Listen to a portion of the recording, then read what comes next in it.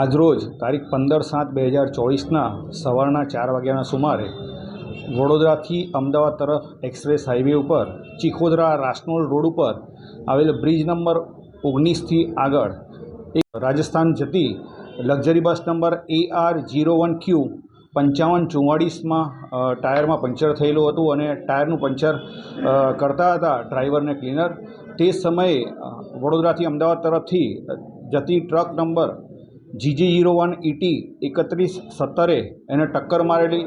આ દરમિયાન લક્ઝરી બસમાંથી જે સાઈડ પર ડિવાઈડર પાસે બેસેલા હતા તે પૈકીના 3 મહિલા અને 3 પુરુષોના કરુણ મોત નીપજેલા છે અને 9 જેટલા ઇન્જર્ડ થયેલા છે. આ તમામને તાત્કાલિક પોલીસને જાણ થતાં આણંદ રૂરલ પોલીસ અને જિલ્લા ટ્રાફિકની પોલીસ તેમજ એક્સપ્રેસ હાઈવેના સ્ટાફના માણસોને બધા ઘટના સ્થળે પહોંચી ગયેલા અને તાત્કાલિક ઇજાગ્રસ્તોને અને મરણ જનારને હોસ્પિટલમાં લઈ આવેલા છે. આ બાબતે ટ્રક ચાલકના વિરુદ્ધમાં ફેટલનો ગુનો રજીસ્ટર કરવામાં આવેલો છે.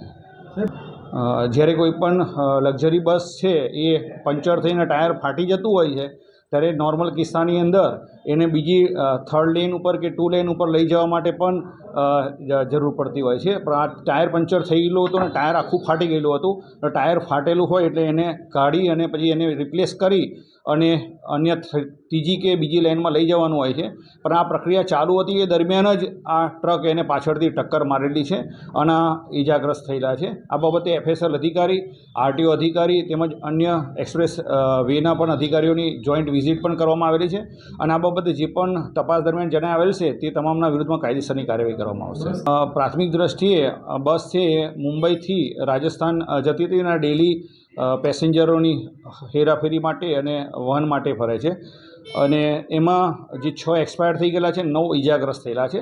તે સિવાયના અન્ય પેસેન્જરો બાબતે ટ્રાવેલ્સની એજન્સી તરફથી માહિતી મેળવી અને તપાસ હાથ ધરેલ છે.